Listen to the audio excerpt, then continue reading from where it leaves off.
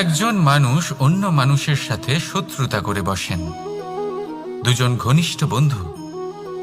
এমনও এক সময় আসতে পারে যখন এনারা একে অপরের শত্রু হয়ে ওঠেন। এর অনেকগুলো কারণ হতে পারে, কিন্তু মূল কারণ হলো আলোচনা। আগে হ্যাঁ, আপনি যদি কারোর বিষয়ে আলোচনা করেন তাহলে সে আপনার শত্রু হয়ে যেতে পারে। এবার মনে একটা প্রশ্ন আসতে পারে যে এটা কিভাবে সম্ভব হতে পারে? আলোচনা এটা তো অত্যন্ত জরুরি। যদি আমি নিজের বন্ধুর খারাপ কাজের বিষয়ে আলোচনাই না করি তাহলে সে শুধরবে কি করে? এ কথা সত্যি যে আলোচনা আবশ্যক, কিন্তু তার থেকেও বেশি গুরুত্বপূর্ণ এবং আবশ্যক হলো আপনার এই সিদ্ধান্ত এটাই যে আপনার এই আলোচনা কোন স্থানে করবেন। যদি এটা সবার সামনে করবেন ভাবেন, তাহলে তা অপমানও হয়ে যেতে পারে। যদি এটা আলাদাভাবে করেন তাহলে তা পরামর্শ হয়ে যায়। অপমান কেউ স্বীকার করতে পারেন না, কিন্তু পরামর্শ সকলের ভালো লাগে। তাহলে যদি আপন কারোর জন্য ভালো কিছু চান, কাউকে শুধরে দিতে চান, আর আপনার মনে হয় আলোচনা আবশ্যক, তাহলে সর্বপ্রথম সময়, পরিস্থিতি আর স্থানের কথা মনে রাখবেন। নয়তো এই আলোচনা আপনাকে খুব ভোগাতে পারে। তাহলে আসুন আমার সাথে ভালোবেসে বলুন, রাধা রাধা। আপনার জীবনেও কি সমস্যা রয়েছে? অবশ্যই থাকবে। প্রত্যেকের জীবনেই সমস্যা থাকে। প্রত্যেক মানুষ জিজ্ঞাসাও করেন যে এই সমস্যা আসলে কি আর কেন আসে এ জীবনে। আপনাকে একটা কথা বলে দিই যে সমস্যা আসলে সেটা নয় যা আপনার পথে বাধা সৃষ্টি করে, বরং সমস্যা হলো সেটাই যেটা আপনি তখন দেখতে পান যখন আপনার একাগ্রতা আপনার পথ থেকে, আপনার লক্ষ্য থেকে সরে যেতে থাকে। আর এই সমস্যাগুলি দূর করার জন্য, এর সমাধান করার জন্য একটাই পথ আছে। নিজের সমস্ত ভাবনা আরো একবার একাগ্র করুন নিজের পথের দিকে, নিজের লক্ষ্যের দিকে। আপনার সমস্ত ভাবনা যদি কেন্দ্রীভূত হয় নিজের লক্ষ্যে, তাহলে এই সমস্যা দূরে থাকবে। যদি এরকম না হয়, যদি আপনার মন একটু অন্যদিকে চলে যায়, তাহলে এই সমস্ত সমস্যা আবার সামনে চলে আসে আর বাড়তেও থাকে। দেখুন, যেখানে আপনার লক্ষ্য রয়েছে, বাণ যদি সেখানেই চালাতে হয়, তাহলে দৃষ্টি তো সেদিকেই রাখতে হবে। তবেই তো আপনি সেই লক্ষ্য ভেদ করতে পারবেন। সেই জন্য মনে রাখবেন, সর্বদা লক্ষ্য রাখবেন নিজের পথে, সেই পথেই সামনে এগোতে থাকুন নিজের লক্ষ্যের দিকে। আপনি যত সামনে এগোতে থাকবেন এই সমস্যা তত পিছিয়ে যাবে। তাহলে আসুন আমার সাথে ভালোবেসে বলুন, রাধা রাধা। এই পাখিরা সত্যি খুব সুন্দর, আমার খুব ভালো লাগে। আপনি নিশ্চয়ই শুনে থাকবেন যে কিছু পাখির কাছে ডানা অবশ্যই থাকে, কিন্তু উড়তে পারে না। তারা চায় উঁচু আকাশে উড়ে বেড়াতে এবং মেঘেদের সাথে কথা বলতে, করতেই পারে না। এবার এই সংসারেও পাওয়া যায় ঘুড়িও। এদের মধ্যে না জীবন আছে, না প্রাণ আছে, আর না আছে ডানা, কিন্তু এরা আকাশের সাথে কথা বলে, হাওয়ার বেগের সাথে কথা বলে, আনন্দ করে, উৎফুল্ল হয়ে ওঠে। আকাশে জীবনের কিছু মুহূর্ত কাটায়। তার কারণ কি হতে পারে? কারণ হলো সুতো। এই সুতো যদি সঠিক হাতে থাকে, তাহলে এই কাগজের তৈরি ঘুড়িও আকাশের উচ্চতায় উড়ে বেড়াতে পারে। এবার এই সুতো আসলে কি? এই সুতো হলো আসলে ভালোবাসা। এই সুতো হলো আসলে বিশ্বাসের। আর এটা আপনি দিয়ে থাকেন তাদের হাতে যাদের আপনি বিশ্বাস করেন, যাদের আপনি নিজের সর্বস্ব দিয়ে দেন। ভেবে দেখুন, এই ভালোবাসা আর বিশ্বাসের সুতো আপনি যদি সঠিক মানুষের হাতে দিয়ে দেন, তাহলে আপনি অনেক উচ্চতায় উঠতে পারবেন, আকাশের উচ্চতায় উড়ে বেড়াতে পারবেন, মেঘের সাথে কথা বলতে পারবেন, পাখিদের মতো উড়তে পারবেন, যা ইচ্ছে তাই করতে পারবেন। শুধু এই মানুষ সঠিক হতে হবে, এমন একজন মানুষ যার মনে আপনার জন্য ভালোবাসা রয়েছে, এমন এক মানুষ যার মনে কোনো স্বার্থ নেই, যিনি পরোপকারী, এমন একজন ব্যক্তি যিনি আপনার অস্তিত্বকে বাইরে নিয়ে আসতে পারবেন, তাকে উজ্জ্বল করে তুলবেন।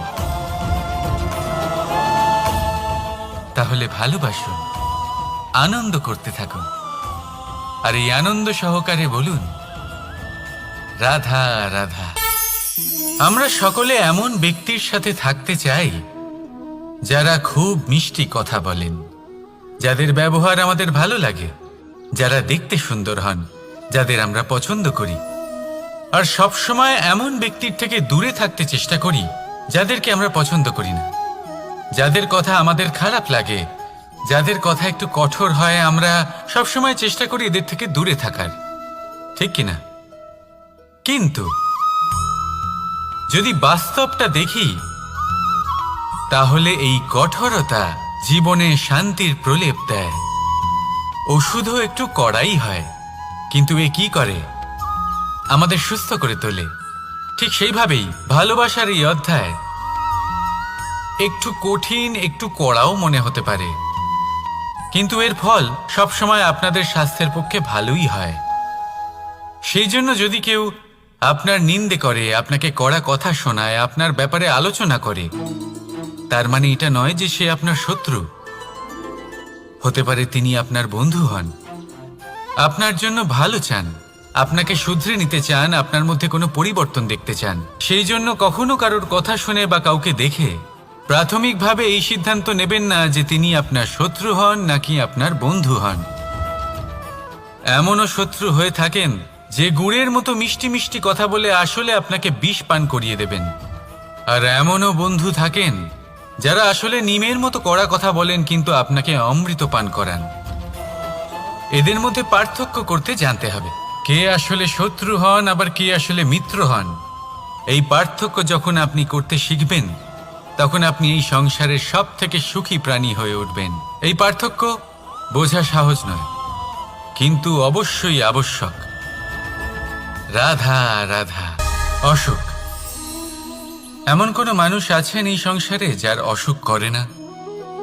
প্রত্যেক মানুষ কখনো না কখনো অবশ্যই অসুস্থ হয়েছে, তার এই শরীর রোগের শিকার অবশ্যই হয়েছে। এবারে দেখুন, এই রোগ আসে আবার এই রোগ চলেও যায়, কিন্তু সেই রোগ আমাদের কষ্ট দিতে কেন সক্ষম হয়? কারণ হলো স্বচ্ছতা। যদি এই স্বচ্ছতা শরীরে না থাকে, তাহলে মানুষকে শারীরিক কষ্ট পেতেই হবে। ঠিক সেইভাবেই অত্যন্ত প্রয়োজনীয় হলো এই স্বচ্ছতা যেন মনেও থাকে। যদি এই স্বচ্ছতা মনে না থাকে, তাহলে মানুষ চারিত্রিকভাবে কষ্ট সহ্য করেন। এবারে নিবারণ কি হতে পারে? বড়ই সহজ এর উপশম। যদি রোগ শরীরে হয়, তাহলে সর্বপ্রথম স্বচ্ছতা বজায় রাখতে শিখুন, এই শরীরকে পরিষ্কার রাখতে শিখুন। বিচক্ষণতার সাথে এই রোগের সম্মুখীন হন, ভয় পাওয়ার কোনো দরকার নেই। ব্যায়াম করতে থাকুন, সব ঠিক হয়ে যাবে। সেইভাবেই যদি এই অসুখ মনে হয়, তাহলে কি করা যায়?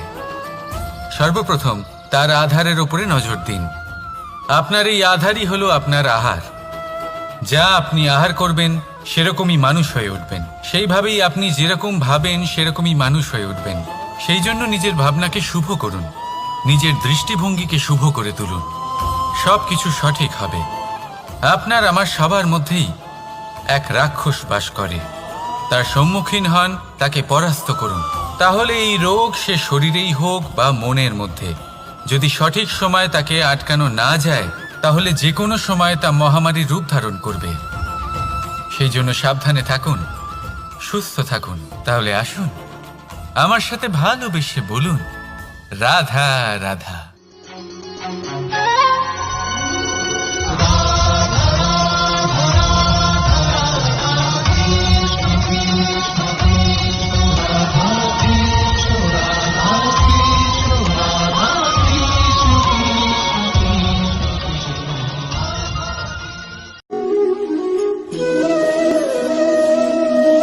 ফলটা দেখছেন আপনি, এটা সেই ফল যেটা গাছের সবচেয়ে উঁচু ডালে পাওয়া যায়। কিন্তু যখন এটা খসে পড়ে তখন এটা আকাশের দিকে যায় না যা ওপরে আছে, সে যায় সেই ভূমির দিকে যে নিচ থেকে তার দিকে তাকিয়ে থাকে। কেন? কারণ এই ফলের নিজের উচ্চতার ধারণা মাটির থেকে নিজের দূরত্ব দেখে হয়। এই ব্যাপারটাই আমাদের মানুষের জন্যও খাটে। যদি আপনি সম্পন্ন হন তাহলে তাদের সাহায্য অবশ্যই করবেন যাদের সামর্থ্য আপনার থেকে কম, যাদের সাহায্যের অত্যন্ত প্রয়োজন। আপনার সামর্থ্য বেশি কারণ তাদের আপনার থেকে সামর্থ্য কম।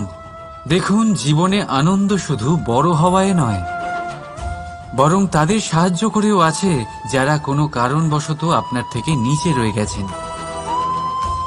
আর যখন একটা ফল এই কথাটা বুঝতে পারে তখন আপনি নয় কেন? রাধা রাধা। সময় বড়ই বিচিত্র অনুভব দেয়। যখন অপেক্ষা করছেন তখন অনেক লম্বা হয়ে যায়। প্রতিটা মুহূর্ত একটা গোটা দিনের মতো মনে হয়। ঠিক সেইভাবেই যদি কোথাও যেতে দেরি হয় তখন সময় দৌড়তে থাকে, প্রসন্নতায় বয়ে যায় আর নিরাশায় থমকে যায়। আপনদের সাথে থাকলে সময়ের খেয়ালই থাকে না, শত্রুদের সাথে থাকলে সেই সময়ই খারাপ হয়ে যায়। কিন্তু এটাই কি সত্যি বাস্তব? না, সময় তো সময়ই হয়, নিজের গতিতেই চলে সে। শুধু সেই গতির আভাস আমাদের মানসিক অবস্থা অনুযায়ী বদলে যেতে থাকে। তাই এই সমস্যা সময়ের নয়, আমাদের মানসিকতা। তাই নিজেকে খুশি রাখুন, অন্যদেরও খুশি রাখুন। আগের সমস্ত ঘটনা ভুলে যান আর একটা উজ্জ্বল ভবিষ্যতের দিকে অগ্রসর হন। সময় সবসময় ভালোই লাগবে। প্রেম করুন সবার সাথে, সময় সবসময় সুখেই কাটবে। রাধা রাধা। অগ্নি জীবনে খুব মহত্বপূর্ণ হয়। এই অগ্নি উজ্জ্বলতা হয়ে আমাদের জীবিত রাখে। কিন্তু ভাবুন, যদি এই উজ্জ্বলতা ক্রোধের অগ্নি হয়ে দিকভ্রষ্ট হয় তাহলে কি হবে? একটা ছোট পাতা দিয়ে শুরু করে গোটা বনকে ছারখার করে দিতে পারে। ঠিক সেরকমই মানুষের ক্রোধের আগুনও অন্যদের তো ভস্ম করেই, কিন্তু তার পূর্বে স্বয়ং নিজেকেই ভস্ম করে দেয়। তাহলে কি করা যায়? কি করে নিয়ন্ত্রণ করা যায় তাকে? উত্তর হলো তাতে জল ঢেলে দিয়ে, জলের মতো বইতে দিন একে। ঠিক সেইভাবে যেমন সূর্য নিজের অগ্নিকে তেজ বানিয়ে আপনার কাছে পৌঁছে দেয়। এটাই পার্থক্য সূর্যের অগ্নি আর ক্রোধের অগ্নির মধ্যে। সূর্যের অগ্নি বিচ্ছুরিত হয়ে প্রতিফলিত হয়ে আসে, আর সেই জন্যই তাকে তেজ বলা হয়। অন্যদিকে আমাদের ক্রোধের আগুনের কোনো সীমাই থাকে না। তাহলে নিজের অন্তরের শক্তিকে ক্রোধের আগুন বানিয়ে জ্বালাতে চান, নাকি উজ্জ্বলতা বানিয়ে বিস্তারিত করতে চান? সিদ্ধান্ত আপনার। রাধা রাধা। এই সংসার অনেকটাই বড়, আর আমরা তার কাছে অত্যন্ত নগণ্য। এই সংসারে এমন অনেক মানুষ পাওয়া যায় যারা বোঝান যে এই সংসারটা কতটা বড়, কতটা অদ্ভুত, কতটা সুন্দর। আর এই সংসার রচনা করে পরমেশ্বর কত মহান এক কাজ করেছেন। কিন্তু আপনি এই জীবনে মাত্র কয়েকজন মানুষকেই পাবেন যারা আপনাকে এটা বলবেন যে এই সংসারে আপনি কতটা গুরুত্বপূর্ণ, আপনি কতটা অদ্ভুত। যদি আপনি তাদের সাথে থাকেন তাহলে তারা নতুন কিছু সৃষ্টি করতে পারেন, এই সংসারকে আরো কতটা পবিত্র করতে পারেন। তাই এই সংসারকে গুরুত্ব না দিয়ে সেই মুষ্টিমেয় কিছু মানুষকে গুরুত্ব দিন, কারণ তারাই হলো আপনার আপনজন, আর তারাই আপনাকে সঠিক পথে চালিত করবে। মানুষকে তো বর্ষার স্রোতও বই নিয়ে যেতে পারে, তাকে সাগরও ডুবিয়ে দিতে পারে, কিন্তু গঙ্গা জল সবচেয়ে বেশি শুদ্ধ, কারণ তার কয়েক ফোঁটা মানুষকে মুক্ত করে দেয়। রাধা রাধা। এ হলো একটা পাতলা সুতো। ভাবছি যদি এটা দিয়ে আমি পোশাক বানাই, তাহলে নিজের জন্য কত সুন্দর একটা পোশাক বানাতে পারবো। কিন্তু যদি এটা আমি... চিন্তা করবেন না,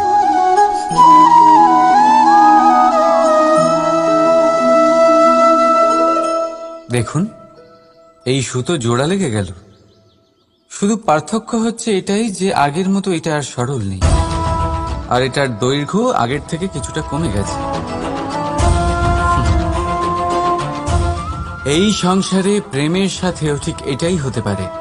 প্রেমের এই সুতো যা দুই মানুষকে একসাথে বেঁধে রাখে, অহংকার আর স্বার্থের আঘাত সে সহ্য করতে পারে না, ছিঁড়ে যায়।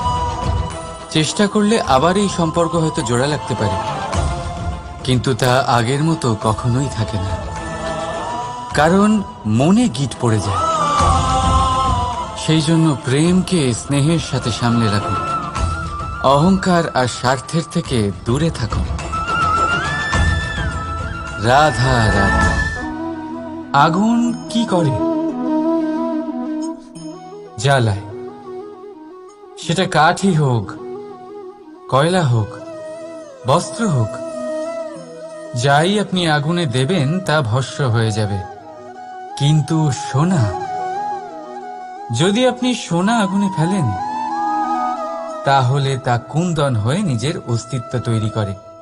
যদি আপনি লোহা গরম করেন, তাহলে তা ইস্পাত হয়ে যায়।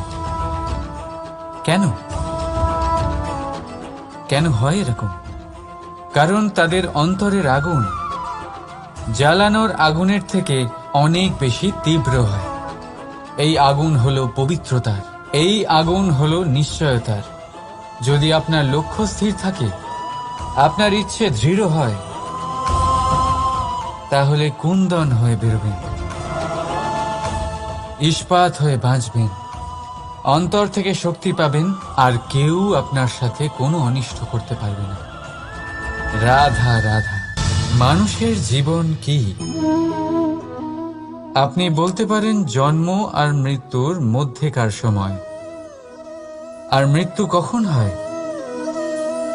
যখন মানুষ শ্বাস নেওয়া বন্ধ করে দেয়, হাত পা নাড়ানো বন্ধ করে দেয়, ভাবা ছেড়ে দেয়।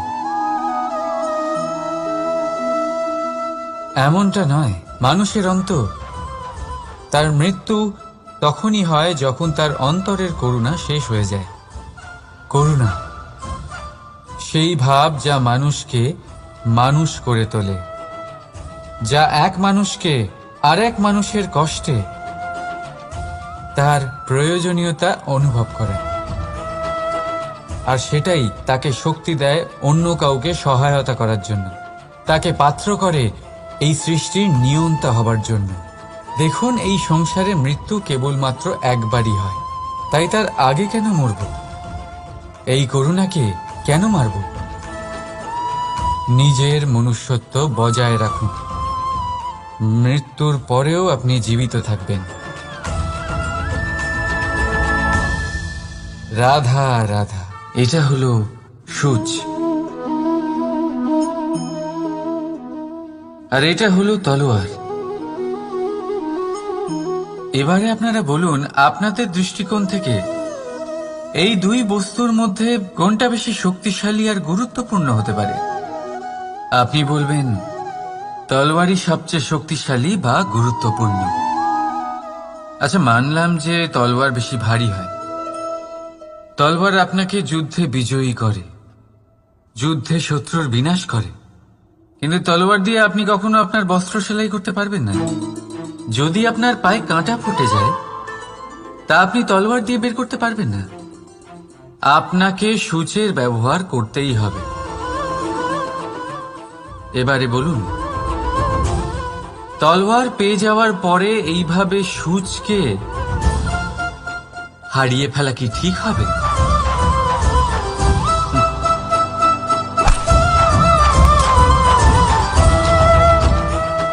ঠিক সেইভাবেই জীবনে সম্পন্ন বন্ধু পাওয়ার পরেও আপনার সেই বন্ধুদের হারাবেন না যারা কম সম্পন্ন, দরিদ্র। কারণ তারা আপনার সাথে তখন ছিলেন যখন আপনি কিছুই ছিলেন না, আর জীবনে দরকার পড়লে তারাই আপনার কাজে আসবে, সম্পন্ন বন্ধু নয়। তাই যাকে ভালোবেসেছেন তার সাথে বন্ধুত্ব পালন করুন, চিত্ত আনন্দে জেগে উঠবে। রাধা রাধা। খুব সুন্দর একটা কাহিনী আছে। একবার এক ব্যক্তি নিজের অসফলতার জন্য ত্রস্ত হয়ে সময় দেবতার তপস্যা করতে বসলেন। উনি তপস্যা করলেন এবং সময় দেবতা প্রসন্ন হলেন, মানুষের রূপ ধারণ করে ওনার সামনে প্রকট হলেন। এবার সেই ব্যক্তি ওনাকে জিজ্ঞেস করলেন যে কি এমন আছে যার জন্য আপনি বারবার জয়ী হন আর আমি চিরকাল পরাজিত হয়ে থাকি? কেন এত পরিশ্রম করা সত্ত্বেও আমি সাফল্য লাভ করতে পারি না? তখন সময় দেবতা উত্তর দিলেন যে দিন হোক বা রাত, ঝড় হোক বা ভূমিকম্প, রোদ হোক বা বৃষ্টি হোক, সময়ের সূত্রপাত হোক বা প্রলয়, আমি থামি না, আমি চলতেই থাকি। আর সেই জন্য যিনি থেমে যান তিনি পরাজিত হন আর আমি জয়ী হই। এটাই আমাদের শিখতে হবে। জীবনে সবসময় চলতে থাকুন, কখনো থামবেন না। হ্যাঁ, কিছুক্ষণের জন্য বিরতি নিতে পারেন, বিশ্রাম করার জন্য, নিজেকে আরো সশক্ত করে তোলার জন্য, কিন্তু থেমে যাবেন না। নিরন্তর কর্ম করতে থাকুন, পরিশ্রম করতে থাকুন, তবেই এই সংসার আপনাকে মনে রাখবে। আসুন আমার সাথে ভালোবেসে বলুন রাধা রাধা। আমাদের জীবনে গুরুজনেরা, জ্ঞানী মানুষজন সবসময় একটা কথা বলেন, ধৈর্য ধরো। শুধুমাত্র দুটো শব্দ, কিন্তু কতটা বিশাল সেটা বোঝার চেষ্টা করুন। ছোট একটা অস্ত্র হাতে নিন এবং একটা বিশাল পর্বতে নিরন্তর প্রহার করতে থাকুন, ধৈর্য ধরে সেই কাজ করতে থাকুন।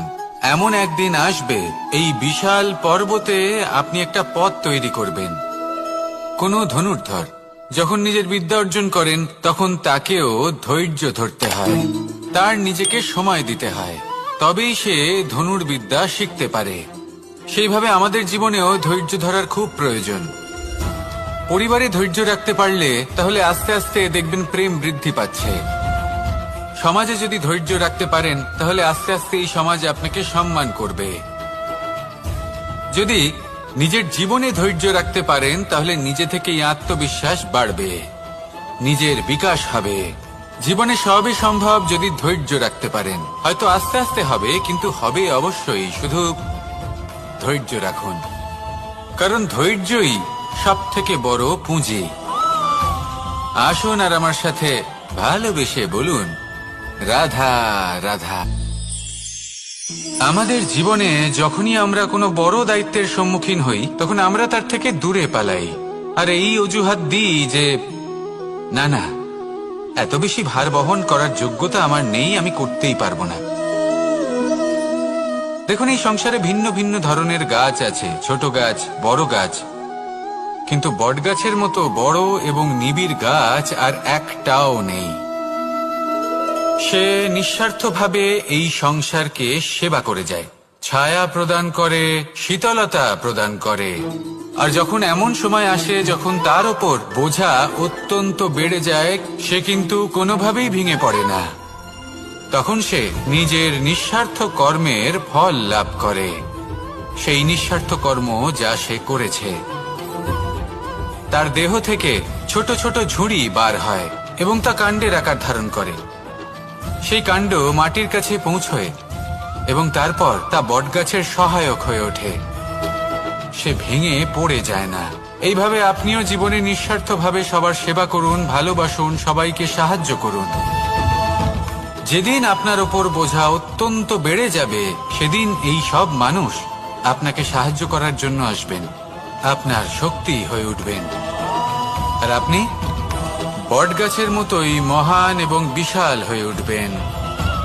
আসুন আর আমার সাথে ভালোবেসে বলুন, রাধা রাধা। মানুষ তার জীবনে দুই ধরনের পরিস্থিতিকে খুব ভয় পায়। এক, কোনো কারণবশত কারোর সামনে নত হওয়া।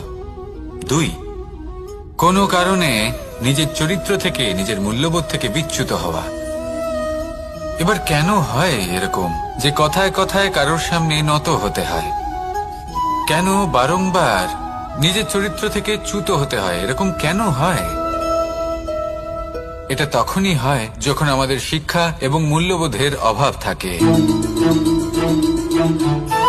যদি মানুষের মধ্যে প্রকৃত শিক্ষা থাকে, তাহলে এই সংসারে কোনো সময় এবং কারোর সামনেই নত হওয়ার কোনো প্রয়োজন নেই।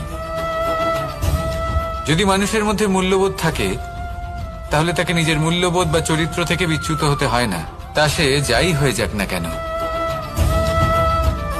কোনো বালককে যদি জন্ম থেকেই সুশিক্ষার অধিকারী করা হয়, শিক্ষিত করা হয়, মূল্যবোধের অধিকারী করা হয়, তবে সে এই সংসারে এমন কর্ম করবে যাতে সে নিজেকে, নিজের পরিবারকে, সমগ্র সমাজকে গর্বিত করতে পারে।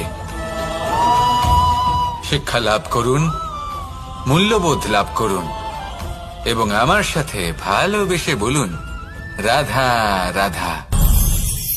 আমাদের সকলের জীবনে একটা লক্ষ্য থাকে যেটা আমরা লাভ করতে চাই। ঠিক যেন একটা প্রতিস্পর্ধা বিদ্যমান যে কে সব থেকে আগে নিজের লক্ষ্যে পৌঁছতে পারবে। আর সেই জন্য আমরা সকলেই খুব তাড়াতাড়ি এগোতে চেষ্টা করি, বড় এবং দীর্ঘ পদক্ষেপ ফেলি যাতে তাড়াতাড়ি নিজের লক্ষ্যে পৌঁছতে পারি।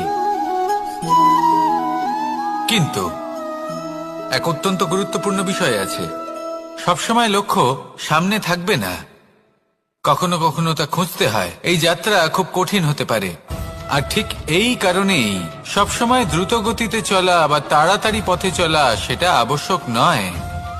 তার থেকেও বেশি গুরুত্বপূর্ণ হলো ভেবেচিন্তে তারপর পথ চলা। যদি ভেবেচিন্তে পদক্ষেপ ফেলেন, চলতে পারেন, তাহলে সেটাই সর্বশ্রেষ্ঠ পদক্ষেপ। কখন কোন দিকে যেতে হবে, কখন কোথায় দিক পাল্টানো যাবে না, কখন গতি বেশি রাখতে হবে, কখন কম, কখন থামবো, কখন চলবো, এই সব কিছুর বিষয়ে জ্ঞান অত্যন্ত গুরুত্বপূর্ণ এবং ভেবে চিন্তে চলতেই হবে। সেই জন্য শুধু তীব্র গতিতে সামনে এগোলে চলবে না, ভাবনা চিন্তা করে এগোতে হবে। আসুন আমার সাথে ভালোবেসে বলুন, রাধা রাধা। কখনো কোনো প্রজাপতিকে উড়তে দেখেছেন? কি সুন্দর উড়ে বেড়ায় সে, এক ফুল থেকে অন্য ফুলে, এক পাতা থেকে অন্য পাতার ওপর। কিন্তু সে কিভাবে উড়তে শেখে কখনো ভেবেছেন? জন্ম থেকেই কিন্তু প্রজাপতির ডানা থাকে না, ও কিন্তু ছোট্ট একটা ডিমের আকারে জন্ম লাভ করে। তারপর সেই ডিমটি ভেঙে একটি কীট বাইরে আসে। আস্তে আস্তে সে বড় হয়, ওর শক্তি বৃদ্ধি পায়। তারপর সে সেই কীট দশা ত্যাগ করে নিজের ডানাগুলি মেলে। এই প্রক্রিয়া তার কাছে সরল নয়, অত্যন্ত যন্ত্রণাদায়ক প্রক্রিয়া, কিন্তু সে সেই যন্ত্রণা মেনে নেয়। আর তারপর আস্তে আস্তে সে উড়তে শেখে। শুধুমাত্র আকাশে উড়ে বেড়ায় তা নয়, আমাদের মনের মাঝে উড়ে বেড়ায়। এবার এই ডিম থেকে প্রজাপতি হয়ে ওঠার যে যাত্রা, এটা যতটা কঠিন, ততটাই কঠিন হয় এই সংসারে শ্রেষ্ঠ কর্ম করা, ততটাই কঠিন হয় এই সংসারে মহান হয়ে ওঠা। সেই জন্য প্রয়োজনীয় প্রচেষ্টা এবং সময়। নিরন্তর প্রচেষ্টা করতে থাকুন, পর্যাপ্ত সময় নিন এবং আপনি নিজেকে এই আকাশে উড়ন্ত অবস্থায় পাবেন। আসুন আমার সাথে ভালোবেসে বলুন, রাধা রাধা। পায়েস হলো আমার বিশেষ প্রিয়। এর মধুর স্বাদ মনকে প্রফুল্ল করে তোলে। ছোটবেলায় মা আমার জন্য পায়েস বানাতেন এবং আমাকে বলতেন যে গরম থাকতে থাকতে খেয়ে নে কানাই, ঠান্ডা হয়ে গেলে ভালো লাগবে না। কিন্তু আমিও দুষ্টু ছিলাম, ঠান্ডা হওয়া পর্যন্ত অপেক্ষা করতাম, আর ঠান্ডা হয়ে যাওয়ার পরে মার কাছে যেতাম আর ওনাকে বলতাম যে মা, পায়েস তো ঠান্ডা হয়ে গেছে, এটা গরম করে দিন। তখন মা হাসতেন আর বলতেন যে পায়েস না হয় আমি আবার গরম করে দেব কানাই, কিন্তু এর মধুর স্বাদ, সেই মিষ্টত্ব, সেই সুবাস সেটা আবার ফিরে আসবে না। কথাটা সত্যি। আর এই সত্যটাই আমাদেরও জীবনের সত্য। আমাদের জীবনের মধুর সম্পর্কগুলি এতে যখন কটুভাব প্রবেশ করে তখন সেই মিষ্টত্ব ফিরিয়ে আনা প্রায় অসম্ভব ব্যাপার হয়ে যায়। আপনি চেষ্টা করে সেই সম্পর্ক ঠিক করতেই পারবেন, তার জন্য অগাধ পরিশ্রম করতে হবে, কিন্তু আবার সেই মিষ্টত্ব কখনো ফিরে আসবে না। সেই জন্য আপনার জীবনের যে মধুর সম্পর্ক আছে যতটা সম্ভব চেষ্টা করুন তাতে মিষ্টত্ব বজায় রাখতে। কটুভাব আসতে দেবেন না। আসুন আর আমার সাথে মধুর স্বরে বলুন, রাধা রাধা। শব্দ শব্দ আসলে কি? শুধুই কয়েকটি অক্ষরের সমষ্টি, নাকি আমাদের বাণী? এই শব্দ এমন এক শক্তি যা কাউকেই নিজের বশবর্তী করে ফেলতে পারে। শব্দ এমন এক অস্ত্র যা কাউকে ক্ষত বিক্ষত করে দিতে পারে। এই শব্দ হলো একটি নাদ স্বরূপ যা কোনো ঘুমন্ত ব্যক্তিকেও জাগিয়ে তুলতে পারে এবং নিজের লক্ষ্যের দিকে অগ্রসর করতে পারে। শব্দে এত শক্তি আছে যে কারোর মনে এতটা আঘাত দিতে পারে যে সে হয়তো জীবনে আর কখনো এগোতেই পারল না। তাহলে এই শব্দের প্রয়োগ খুব ভেবে চিন্তে করবেন। এবং এই শব্দের মতোই হলো নীরবতা। অনেক সময় এই নীরবতা আমাদের সহায়ক হয়ে ওঠে। অনেক সময় এটা আমাদের অনুশোচনাকে অনেক বেশি বাড়িয়ে তুলতে পারে। ভীষ্ম পিতামহ, অঙ্গরাজ কর্ণ যখন দ্রৌপদীর বস্ত্রহরণ হচ্ছিল তখন এনারা নীরব ছিলেন। দুর্যোধনের বিরোধিতা করেননি, ওকে বাধা দেননি। আর তারপর কি হলো সেটা আপনারা সকলে জানেন। দেখতে গেলে নীরবতা চুপ করে থাকা, কিন্তু যদি কোনো দুষ্টের সামনে চুপ করে থাকেন, যদি তার বিরোধিতা না করতে পারেন, তাহলে এই নীরবতাই অনেক বড় পাপের আকার ধারণ করে। মনে রাখবেন আর আমার সাথে ভালোবেসে বলবেন, রাধা রাধা। আভূষণ। কার না ভালো লাগে এই আভূষণ? আমরা পরিশ্রম করি, ধন অর্জন করি আর আভূষণ কিনে থাকি, কখনো নিজের জন্য, কখনো বা তাদের জন্য যাকে আমরা ভালোবাসি, বা তাদের জন্য যাকে আমরা সম্মান করি। হয়তো সেই জন্যই সীতা চূড়ামণি ধারণ করেছিলেন এবং আমি সামন্তকমণি। কিন্তু এটাই কি সেই প্রকৃত আভূষণ যা আপনার মূল্য বৃদ্ধি করে? না। শ্রীরামের আভূষণ হলো ওনার নম্র ভদ্র ব্যবহার। মাতা সীতার আভূষণ হলো ওনার সততা, ওনার নিষ্ঠা, ওনার ত্যাগ। অর্জুনের আভূষণ ছিল ওনার একাগ্রতা। রাধার আভূষণ ওনার প্রেম। এই আভূষণ কোথাও নেই, আপনার মনে আছে। যদি আপনার মনে মিষ্টতা থাকে, তা শান্ত হয়, তাতে সততা থাকে, নিষ্ঠা থাকে এবং প্রেম থাকে, তাহলে আপনার অন্য আর কোনো আভূষণের কোনো প্রয়োজন নেই। আপনি যতই ভিড়ের মাঝে থাকুন, আপনার ঔজ্জ্বল্য চোখে পড়বে। আসুন আর আমার সাথে ভালোবেসে বলুন, রাধা রাধা।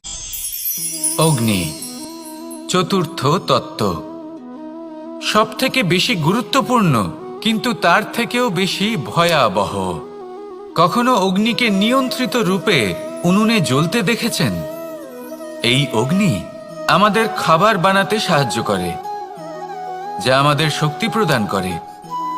কিন্তু এই অগ্নি যখন বিচলিত হয়ে, অনিয়ন্ত্রিত হয়ে কোনো বনের আগুন হয়ে ওঠে, তখন মহা বিনাশ ঘটে যায়। আপনারই অন্তরের ঊর্জা হলো এই অগ্নি। এটা আপনার শক্তিও, আপনার ক্রোধ। একে ব্যবহার কিভাবে করবেন তা আপনারই হাতে। যদি কোনো ব্যক্তি নিজের অন্তরের এই ঊর্জাকে ব্যবহার করেন শক্তির রূপে, তাহলে সে বিকাশ ঘটাতে পারে, নির্মাণ ঘটাতে পারে। কিন্তু যদি কোনো ব্যক্তি তার অন্তরের ঊর্জাকে বিধ্বংসী অস্ত্র বানিয়ে ফেলেন, তাহলে নিশ্চিত রূপে মহা বিনাশ ঘটতে পারে, যাতে বিনাশ তারও অবশ্যই হবে। অনেক বছর পূর্বে এমনই এক আগুনের দ্বারা এই সুন্দর পৃথিবীর নির্মাণ হয়েছিল। আর অনেক বছর পূর্বে এমন এক আগুনেই সমস্ত জীব এবং সংসার বিলুপ্ত হয়ে গেছিল। এবার আপনি আপনার অন্তরের ঊর্জা দ্বারা বিনাশ ঘটাতে চান নাকি নির্মাণ ঘটাতে চান, সেই সিদ্ধান্ত আপনারই। আসুন আমার সাথে ভালোবেসে বলুন, রাধা রাধা। কখনো কখনো এমন হয় আমরা আমাদের বাড়ির উঠোনে বীজ বপন করি, আর তা বিকশিত হয় একটা সুন্দর বৃক্ষে। তার শাখাগুলি প্রতিবেশীর বাড়ি পর্যন্ত পৌঁছয়। ফলের বর্ষণ প্রতিবেশীর বাড়িতেও হয়ে থাকে। আর আমরা ভাবি গাছ আমরা উৎপন্ন করব আর ফল খাবেন আপনারা। এই কেমন কথা হলো? আপনাকে এই কথা বুঝতে হবে যে এসব হলো ভৌতিক বস্তু, সাংসারিক বস্তু। কখনো নিজের বাড়ির বাগানে ভালোবাসার গাছ বপন করে দেখুন। তার শাখাও প্রতিবেশীর বাড়ি পর্যন্ত পৌঁছবে, ফলের বর্ষণ সেখানেও হবে। কিন্তু সেই ফল চাইতে আপনাকে যেতে হবে না, সেই ফল দ্বিগুণ মাত্রায় আবার আপনার কাছেই ফিরে আসবে। তাই নিজের বাড়িতে আর নিজের মনে ভালোবাসার গাছ উৎপন্ন করুন। এই জীবন প্রসন্ন হয়ে বলবে, রাধা রাধা। অ দিয়ে অন্ত, আ দিয়ে আরম্ভ, এই দুইয়েরই রাশি সমান। যদি আপনি মন দিয়ে দেখেন তবে দেখবেন এদের সম্পর্ক খুবই নিবিড়। কিভাবে? যখন কোনো কিছু শুরু হয় এটা নিশ্চিত হয়ে যায় যে তা সমাপ্তও হবে। আরম্ভই যদি না হয় তার সমাপ্তও হবে না। যা আরম্ভ হয়েছে তার সমাপ্তি হলো অবশ্যম্ভাবী। এটাই হলো প্রকৃতির নিয়ম, একে এড়ানো যায় না। এবার এই কথা আমরা সকলে জানি। এবার মানুষ কি ভাবে যে সমাপ্তির পরে কি হতে পারে, এর উত্তর তাদের কাছে নেই। তাদের উচিত অন্য কোনো বিষয় ভাবা যা বেশি গুরুত্বপূর্ণ। এবার মানুষ এটা জানে না যে মৃত্যুর পরে কি হতে পারে, কিন্তু এই কথা অবশ্যই জানে যে জন্ম থেকে মৃত্যু পর্যন্ত এই সময়, যাকে আমরা জীবন বলে থাকি, এই সময় আমরা কর্ম করতে পারি। এই কথা তো আমরা জানি। তাহলে এমন কি কর্ম করা যেতে পারে যা আমাদের সমাপ্তির পরও আমাদের প্রাসঙ্গিক করে রাখতে পারে, এই বিষয়ে ভাবা উচিত। যে জন্মগ্রহণ করেছে তার মৃত্যু হবেই, এটা সাধারণ বিষয়। কিন্তু ইতিহাস আজও সেই সকল মানুষজনকে স্মরণ করেন যাদের এই সংসার তাদের মৃত্যু নয়, বরং তাদের জীবনকালে যে কর্ম তারা করেছেন তার দ্বারা মনে রাখেন। সেই কর্মের কারণে এই সংসারে তাদের নাম, তাদের কর্ম, তাদের ব্যক্তিত্ব, তাদের কীর্তি অমর হয়ে থাকে এবং থাকবে। আপনার কাছে এতটা সময় নেই যতটা আপনার মনে হচ্ছে আপনার কাছে আছে। সেই জন্য যত শীঘ্র সম্ভব শ্রেষ্ঠ কর্ম করুন, যতটা পারবেন ততটা অধিক সুকর্ম করুন। এই সংসারে নিজেকে অমর করে তুলুন আপনার মৃত্যুর পরেও। আর আমার সাথে ভালোবেসে বলুন, রাধা রাধা। ওমা, এ কি? আমি কখন থেকে এখানে অপেক্ষা করছি, হাত পেতে দাঁড়িয়ে রয়েছি যাতে একটা ফল আমার হাতে এসে পড়ে এবং সেটা আমি খেতে পারি। কখন থেকে অপেক্ষা করছি, কিন্তু সেটা হচ্ছেই না। এবার আপনি বলবেন যে এসব কি বলছি, এ কি অদ্ভুত কথা বলছি। যদি ফল খেতে হয় তাহলে আমাকে বৃক্ষে চড়তে হবে, ফলের কাছে পৌঁছতে হবে, তবেই তো ফল পাবো। এবার এটা অত্যন্ত সহজ ব্যাপার, কিন্তু এই বিষয়টা আপনি নিজের জীবনের প্রসঙ্গে ভেবে দেখুন। লক্ষ্য কোথায় আছে আপনি জানেন, সেই লক্ষ্যে পৌঁছানোর পথ কি সেটাও আপনি জানেন, সেই পথে চলার ক্ষমতাও আপনার রয়েছে, কিন্তু তাও আপনি নিজের লক্ষ্য লাভ করতে পারছেন না। কেন? কারণ আপনি অপেক্ষা করছেন যে লক্ষ্য আপনার সামনে চলে আসবে, কিন্তু তা হয় না।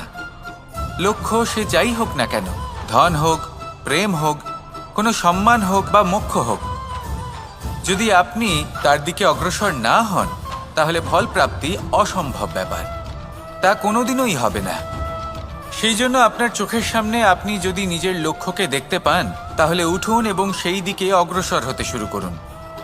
নিজের অন্তরের সকল অশুভ গুণ দূর করুন, অলসতা ত্যাগ করুন, অজ্ঞানতা ত্যাগ করে দিন এবং চলতে থাকুন।